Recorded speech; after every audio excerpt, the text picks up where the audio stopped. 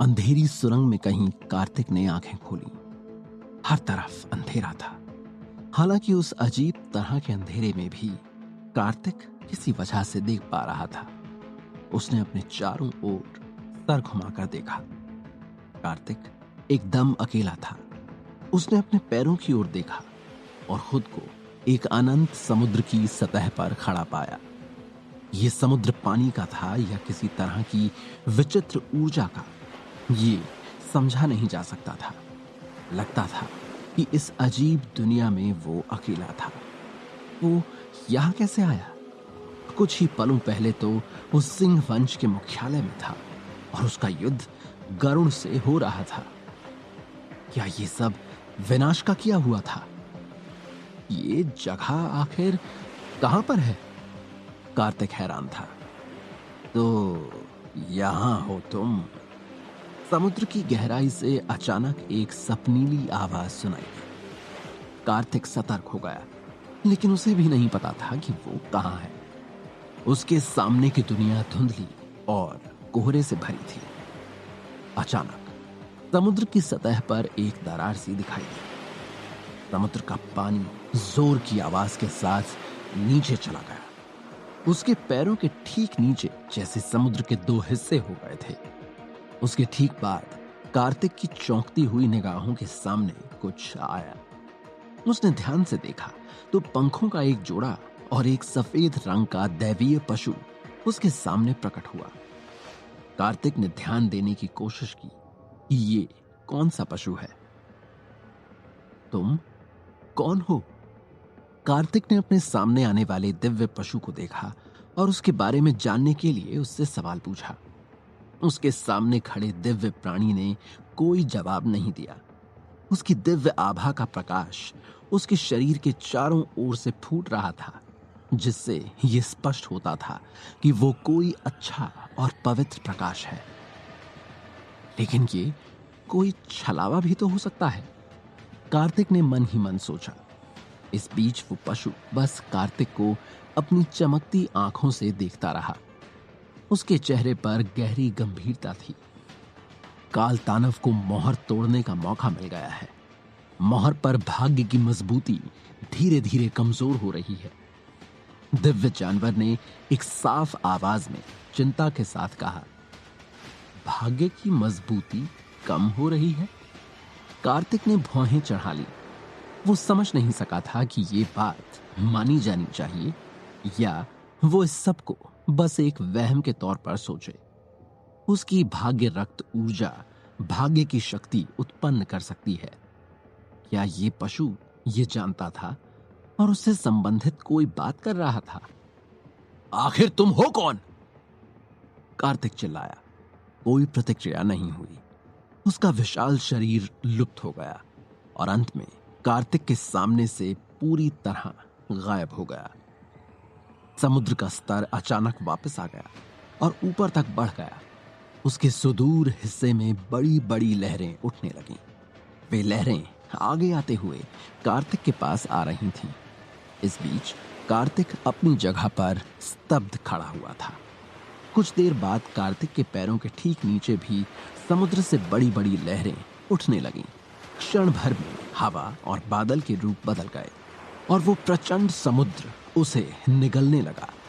कार्तिक ने आसमान में ऊपर जाकर उस समुद्र की लहरों से बचने की कोशिश की, लेकिन वो ऐसा नहीं कर सका। कार्तिक सागर में गिर गया। उसने कोशिश की कि वो संभल सके, लेकिन वो ऐसा नहीं कर पा रहा था। वो ये देखकर चौंक गया था कि वो अपनी किसी भी ताकत का बिल्कुल भी उपयोग नहीं कर पा रहा था। अब वो केवल खुद को पाताल में डूबता हुआ महसूस करता था। उस सारे माहौल में होने वाली घटनाओं के सामने वो बेबस था। एक झटका लगा। ये एक धीमा और गद्दीदार चीज से टकराने जैसे झटका था। कार्तिक का गिरना अचानक से बंद हो गया। उसके सामने का नजारा बदल गया।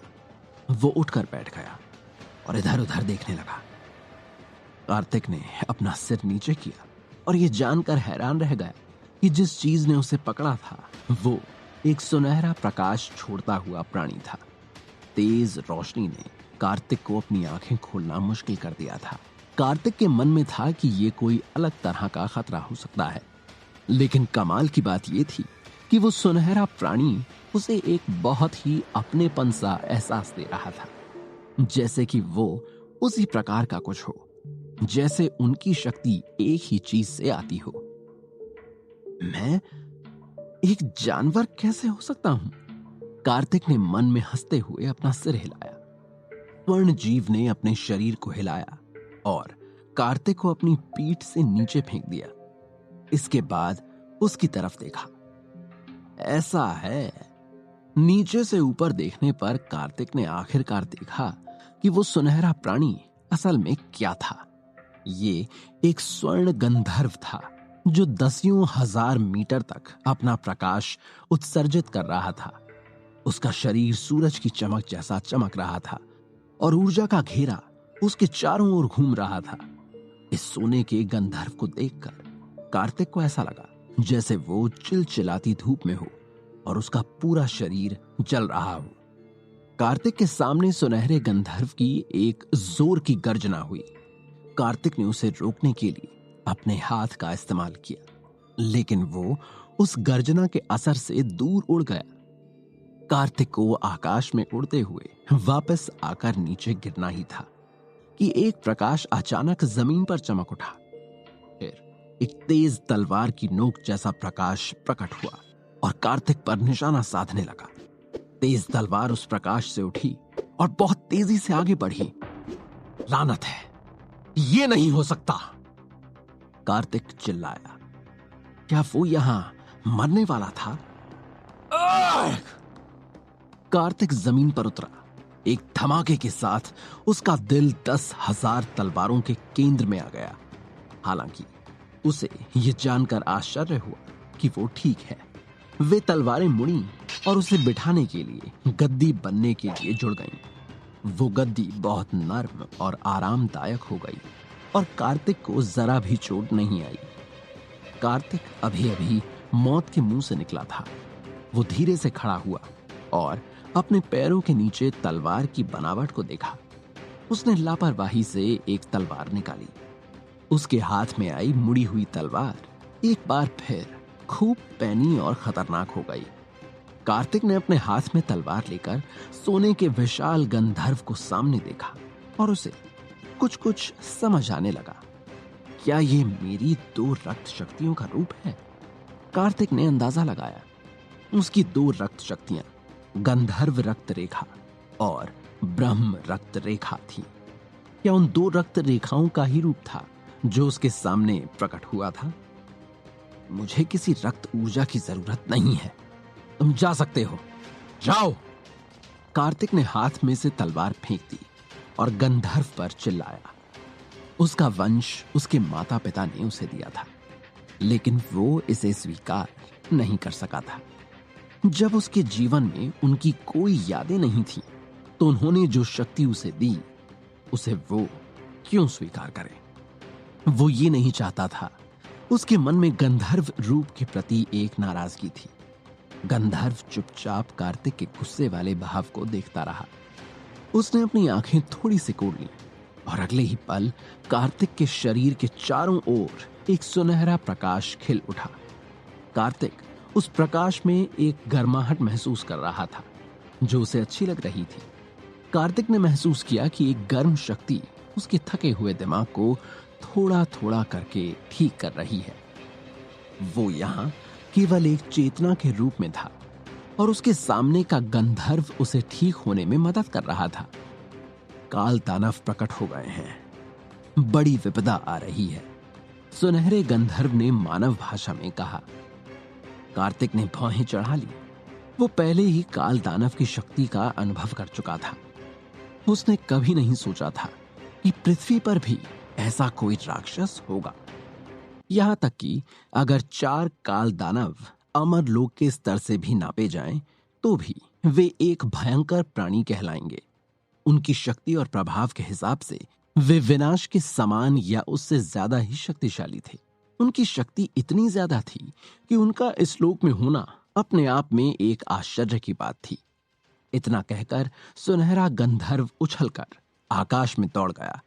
इसके तुरंत बाद उसने एक जोर की गर्जना की और वो एक सुनहरी रोशनी में बदल गया। कार्तिक की आंखें प्रकाश की अनंत किरणों से ढकी हुई थीं।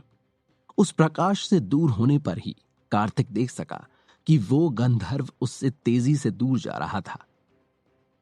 अरे, 1 मिनट रुको! कार्तिक ने अचानक गंधर्व को पुकारा। उससे वो जाते जाते ये पूछना चाहता था कि वो खुद कौन है और उसके माता पिता कौन है। हालांकि गंधर्व ने उसे कोई जवाब नहीं दिया। वो अपने रास्ते चला गया। कार्तिक के पैरों के नीचे ब्रह्म ऊर्जा से बनी हुई तलवार टूट गई।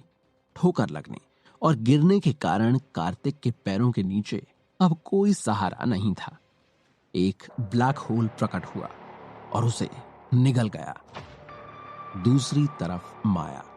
उन अजीब सपनों की वजह से तो जैसे माया एकदम निढाल हो रही थी। लेकिन कुछ देर पहले उसने अपने सपने में कुछ देखा जिसने उसे कार्तिक के बारे में सोचने के लिए मजबूर कर दिया। उसने देखा कि कार्तिक एक जलते हुए गोले में खिंचता जा रहा है और उसे रोकने के लिए माया उसके साथ खड़ी है। माया ने अपना हाथ बढ़ाकर कार्तिक का हाथ पकड़ा और उसे उस आग के गोले से बाहर खींचने की कोशिश करने लगी। माया को ऐसा करने में बहुत शक्ति लग रही थी।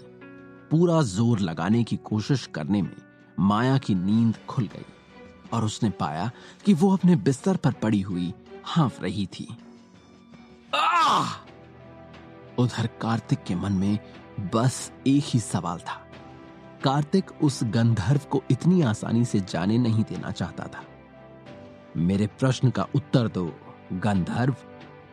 कार्तिक, जो पाताल में गिर गया था, उसने अपना हाथ गंधर्व की ओर बढ़ाया।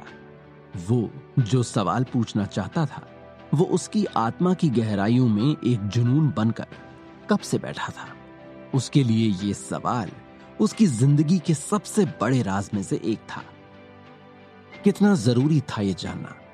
आखिर जाते जाते वो गंधर्व को मजबूर नहीं कर सकता था, लेकिन वो बात जानना चाहता था।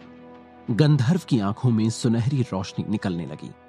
ये बहुत विनम्र था, मानो कार्तिक को दिलासा दे रहा हो, पर वो चुप था। कार्तिक चिल्लाता रहा, लेकिन उसके सामने सब कुछ उस सुनहरी रोशनी में डूब गया। गंधर्व और तलवार का वो रूप सभी गायब हो गए थे। वो अब एक अनंत समुद्र पर अकेला बैठा हुआ था। आसपास दूर दूर तक कुछ भी नहीं था, जैसे वो फिर वहीं आ गया था जहां उसने इस लोक में आंखें खोली थीं। कौन था वो गंधर्व? क्या माया और कार्तिक फिर से मिल सकेंगे? क्या कार्तिक मर चुका था? ये सब जानने के लिए सुनते रहिए पॉकेट एफएम पर कैप्टन कार्तिक की कहानी का अगला भाग।